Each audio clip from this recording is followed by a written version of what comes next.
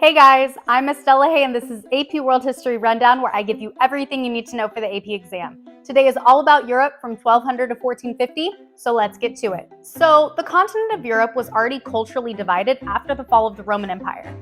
Western Europe was primarily Catholic, while Eastern Europe was primarily Eastern Orthodox Christian. After the fall of Rome, Western Europe was launched into the Dark Ages, where they were divided into decentralized Germanic kingdoms and they were largely isolated from Afro-Eurasian trade. The major exception to this is Venice. Venetian merchants kept vital ties between Europe and the rest of Afro-Eurasia, bringing in new technologies that helped them out of the Dark Ages and into the High Middle Ages by the year 1000.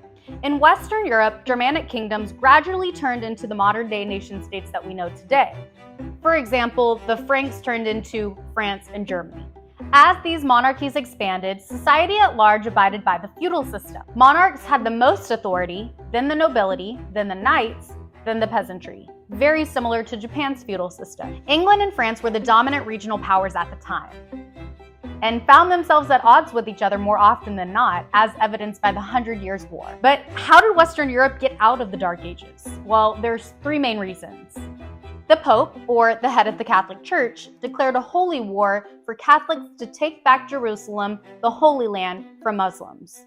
This forced Europeans to leave their regional kingdoms and get a taste of all of the goods and resources that were available in the East. Number two, monarchies became increasingly centralized, building up their bureaucracies and their military. On a side note, this led to tensions between the monarch and the nobility, as evidenced by the creation of the Magna Carta. This document was the nobility's attempt to limit the power of the monarch. We'll revisit this when we talk about the Enlightenment.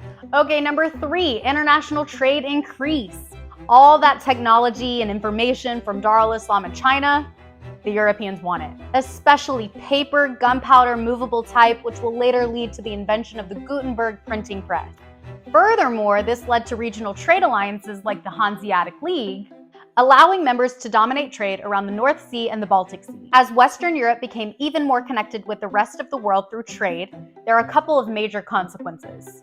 First, Europe's population was destroyed due to the bubonic plague. This pandemic derived from China and spread across the Mongolian Empire, depopulating major cities. In Europe, this loosened the grip of the feudal system on peasants because now they had more bargaining power.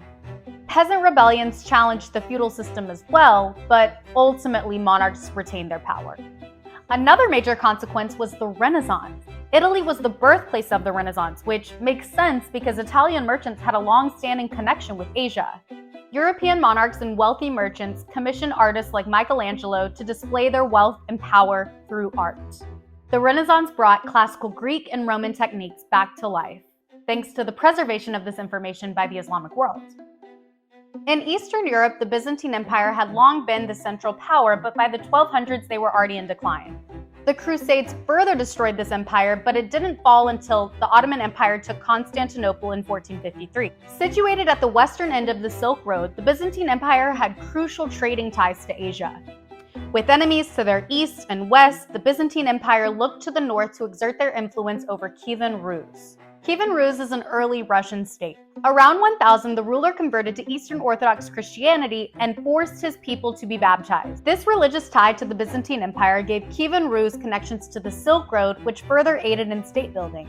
Russian princes were dominated by the Mongols in the 13th and 14th centuries, however, where they were subjected and forced to pay taxes, but were never directly conquered. So that's the story of Europe. Thanks for watching.